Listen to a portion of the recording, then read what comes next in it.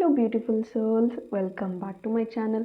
Friends, ಇವತ್ತಿನ ಒಂದು reading ನಿಮ್ಮ ಪರ್ಸನ್ ಅವರ ಸೀಕ್ರೆಟ್ ಫೀಲಿಂಗ್ಸ್ ಏನಿದೆ, ಅವರ ಒಂದು ಕರೆಂಟ್ ಎನರ್ಜೀಸ್ ಏನಿದೆ, ಕರೆಂಟ್ ಫೀಲಿಂಗ್ಸ್ ಏನಿದೆ, ಒಂದು ಟ್ರೂ ಇಂಟೆನ್ಷನ್ಸ್ ನಿಮ್ಮ ಬಗ್ಗೆ ಏನಿದೆ ಅನ್ನೋದ್ರ ಬಗ್ಗೆ ಈ ಒಂದು ರೀಡಿಂಗ್ ಆಗಿರುತ್ತೆ. ಸ್ಪೆಷಲಿ ನೋ ಕಾಂಟ್ಯಾಕ್ಟ್ ಸಿಚುವೇಷನಲ್ಲಿ ಯಾರಿದ್ದೀರಾ ಅವರಿಗೋಸ್ಕರ ಈ ಒಂದು ರೀಡಿಂಗ್ ಆಗಿರುತ್ತೆ. ಗೈಸ್, ಇದೊಂದು ಕಲೆಕ್ಟಿವ್ ರೀಡಿಂಗ್ ಆಗಿರುತ್ತೆ, ಜನರಲ್ ರೀಡಿಂಗ್ ಆಗಿರುತ್ತೆ ಆ್ಯಂಡ್ ರೀಡಿಂಗ್ ಇಂಟ್ಯೂಟಿವ್ ಆಗಿರುತ್ತೆ. ನಿಮ್ಮ ಜೊತೆ ರೆಸನೇಟ್ ಆದರೆ ಮಾತ್ರ ತೊಗೊಳ್ಳಿ. ಹಾಗೆ ಇದೊಂದು ಟೈಮ್ಲೆಸ್ ರೀಡಿಂಗ್ ಆಗಿರುತ್ತೆ. ಯಾವಾಗ ಸ್ಕ್ರೀನ್ ಮೇಲೆ ನೋಡ್ತೀರಾ ಆವಾಗ ಇದು ನಿಮಗೆ ರೆಸನೇಟ್ ಆಗುವಂಥದ್ದು. ಓಕೆ, ಓಪನ್ ಮೈಂಡೆಡಿಂದ ಈ ಒಂದು ರೀಡಿಂಗ್ ಅನ್ನೋದನ್ನು ನೋಡಿ ಟೇಕ್ ವಾಟ್ ರೆಸನೇಟ್ಸ್ ಟು ಯು. ಯಾರಿಗೆಲ್ಲ ಪರ್ಸ್ನಲ್ ರೀಡಿಂಗ್ ಬೇಕು ಅವರು ಡಿಸ್ಕ್ರಿಪ್ಷನಲ್ಲಿರುವಂತಹ ನಂಬರ್ಗೆ ನೀವು ಕಾಂಟ್ಯಾಕ್ಟ್ ಮಾಡಬಹುದು ಅಂತ ಹೇಳ್ತೀನಿ. Okay, so let's start. Okay, 6 of cups. So ಇಲ್ಲಿ ಮ್ಯಾರೇಜ್ಗೋಸ್ಕರ ಮತ್ತು ರೀಯೂನಿಯನ್ಗೋಸ್ಕರ ನೀವು ವೇಟ್ ಮಾಡ್ತಾ ಇದ್ದೀರಾ ಅಂತ ಹೇಳಬಹುದು. ದ ಫೂಲ್ ಕಾರ್ಡ್ ಬಂದಿದೆ. ಎಲ್ಲೋ ಒಂದು ಕಡೆ ನಿಮ್ಮ ಒಂದು ಪರ್ಸನ್ ಏನಿದ್ರು ಅವರು ಈ ಒಂದು ರಿಲೇಷನ್ಶಿಪ್ ವಿಚಾರವಾಗಿ ಸೀರಿಯಸ್ ಆಗಿಲ್ಲ ಅಂತ ಬರ್ತಾ ಇದೆ. He or she is not serious with you ಅಂತ ಬರ್ತಾ ಇದೆ. Ace of wands. ಮುಂಚೆ ಸೀರಿಯಸ್ ಆಗಿದ್ದರು, ಬಟ್ ಈಗ ಟೈಮ್ ಹೋಗ್ತಾ ಹೋಗ್ತಾ ತುಂಬಾ ಒಂದು ಲೈಟಾಗಿ ತೊಗೊಳ್ತಾ ಇದ್ರು ಈ ರಿಲೇಷನ್ಶಿಪ್ ಬಗ್ಗೆ ಅಂತ ಹೇಳ್ಬೋದು. ಅಥವಾ ಸಡನ್ನಾಗಿ ಮಾತನ್ನು ನಿಲ್ಲಿಸಿರುವಂಥದ್ದಿದೆ. ಸಡನ್ನಾಗಿ ಏನು ರೀಸನ್ಸ್ ಹೇಳ್ದೇ ಬ್ಲಾಕ್ ಮಾಡಿರುವಂಥದ್ದಿದೆ. ಅಥವಾ ಸಡನ್ನಾಗಿ ಒಂದು ಪಾಸ್ ಅನ್ನೋದು ಈ ಒಂದು ರಿಲೇಷನ್ಶಿಪ್ಪಲ್ಲಿ ಇವರು ಕೊಟ್ಟಿದ್ದಾರೆ ಅಂತ ಹೇಳಬಹುದು. And they are thinking it's ended ಅಂತಲೂ ಥಿಂಕ್ ಮಾಡ್ತಾ ಇದ್ದಾರೆ. ಎಲ್ಲ ಎಂಡ್ ಆಗಿದೆ ಅಂತ ಥಿಂಕ್ ಮಾಡ್ತಾ ಇದ್ದಾರೆ.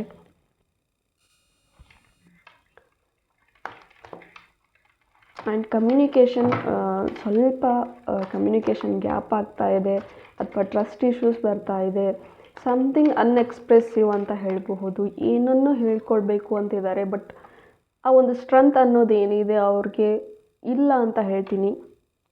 ನಿಮ್ಮಷ್ಟು ಸ್ಟ್ರೆಂತ್ ಅವ್ರಿಗೆ ಇಲ್ಲ. And he is like R she is like taking risk ಅಂತ ಬರ್ತಾ ಇದೆ. ಬೇರೆದವರ ಒಂದು ಪ್ರಾಬ್ಲಮ್ಸ್ ಏನಿದೆ ಅವರ ಮೈ ಮೇಲೆ ತೊಗೊಂಡು ಆ ಒಂದು ರಿಸ್ಕ್ನೇ ಇವ್ರ ತಲೆ ಮೇಲೆ ಹಾಕ್ಕೊಂಡು something they are facing problems in personal ಅಂತ ಹೇಳ್ಬಹುದು. ಅದಕ್ಕೋಸ್ಕರ ಅವರಿಂದ ಯಾರಿಗೂ ತೊಂದರೆ ಆಗಬಾರ್ದು. ಇನ್ ಫ್ಯೂಚರ್ ನಾನು ನನ್ನ ಪಾಡಿಗೆ ಇರ್ತೀನಿ, ನನ್ನಿಂದ ಯಾರಿಗೂ ತೊಂದರೆ ಆಗಬಾರ್ದು. ಜಸ್ಟ್ ಬಿಕಾಸ್ ಅವರ ಒಂದು ಒಳ್ಳೆತನನೇ ಅವ್ರಿಗೆ ಒಂದು ಶಾಪ ಆಗಿರಬಹುದು. ಆ ರೀತಿಯೂ ಕೂಡ ಆಗ್ತಾ ಇದೆ. ಜಸ್ಟ್ ಇವರು ತುಂಬಾ ಇನ್ನೋಸೆಂಟ್ ಇದ್ದಾರೆ. ಬೇಗ ಇವರು ಜನಗಳನ್ನ ನಂಬಿಡ್ತಾರೆ ಆ್ಯಂಡ್ ಸಹಾಯ ಕೂಡ ಮಾಡ್ತಾರೆ. ಅದರಿಂದ ಅವ್ರಿಗೇ ಸ್ವಲ್ಪ ಪ್ರಾಬ್ಲಮ್ ಆಗುವಂಥದ್ದಿದೆ. ಆ್ಯಂಡ್ ಆ ರೀತಿಯ ಪ್ರಾಬ್ಲಮ್ಗಳು ತುಂಬ ಫೇಸ್ ಮಾಡಿದ್ದಾರೆ ಅಂತ ಹೇಳ್ಬೋದು ಈ ಒಂದು ಪರ್ಸನ್.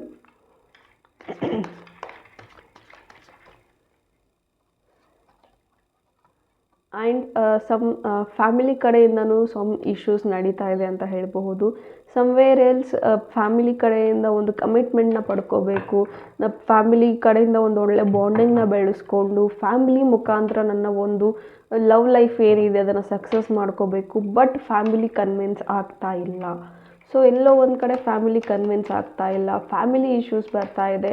ಈಗ ಫ್ಯಾಮಿಲಿ ಇಶ್ಯೂಸಲ್ಲಿ ಫಾದರ್ ಇಶ್ಯೂಸ್ ಇರ್ಬೋದು ಅಥವಾ ಮದರ್ ಇಶ್ಯೂಸ್ ನಡೀತಾ ಇದೆ ಅಂತ ಹೇಳಬಹುದು.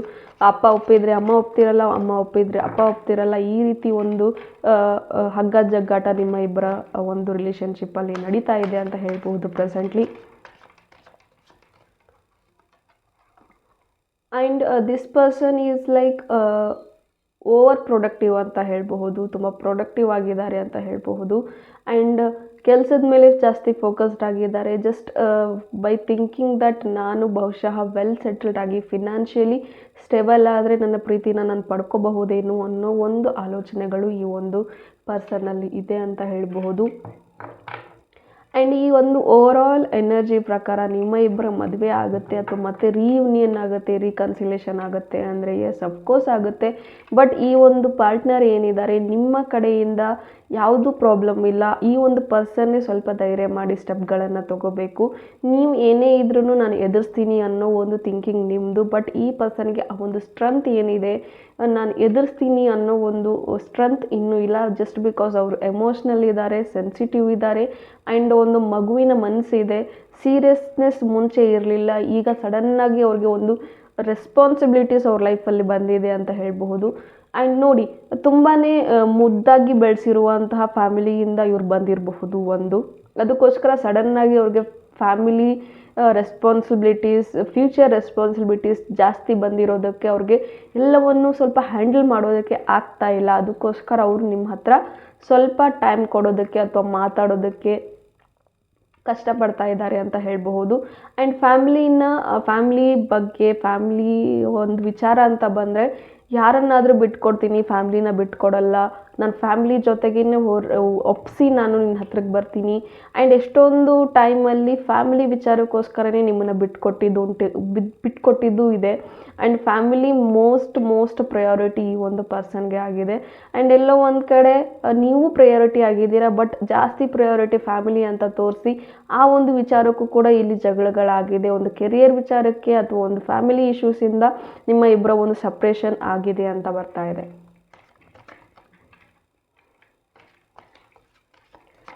ಆ್ಯಂಡ್ ಆ್ಯಕ್ಷನ್ಸ್ ಆರ್ ರಿಕ್ವೈರ್ಡ್ ಅಂತ ಹೇಳ್ತೀನಿ. ಸೊ ಈ ಪರ್ಸನ್ ಕಡೆಯಿಂದ ಯಾವುದೇ ಆ್ಯಕ್ಷನ್ಸ್ ಇನ್ನೂ ಬರ್ತಾ ಇಲ್ಲ. ಈ ಒಂದು ಪರ್ಸನ್ ಆ್ಯಕ್ಷನ್ಸ್ಗಳನ್ನ ತೊಗೋಬೇಕು.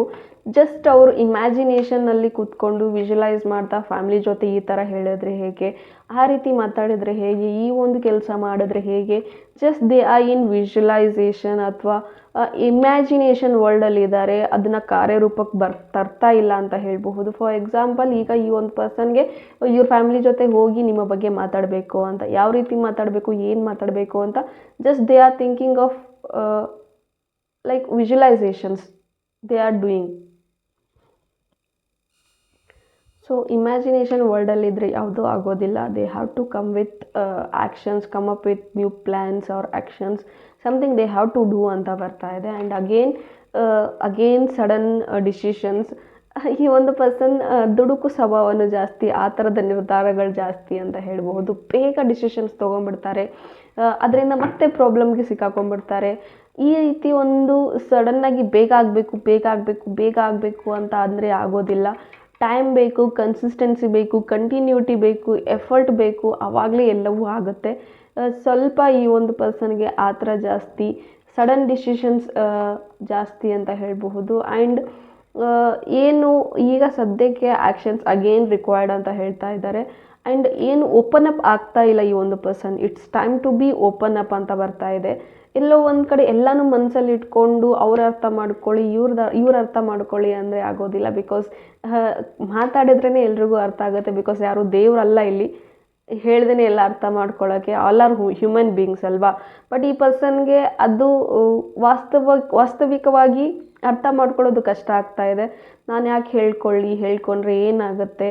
But universe are telling him or her that they are giving hints to be open up ಆಗಬೇಕು. ಈ ಪರ್ಸನ್ ಏನಾಗ್ತಾ ಇದೆ ಮನಸ್ಸಲ್ಲಿ, ಏನಾಗ್ತಾ ಇದೆ ಲೈಫಲ್ಲಿ, they have to share, they have to discuss, they have to talk.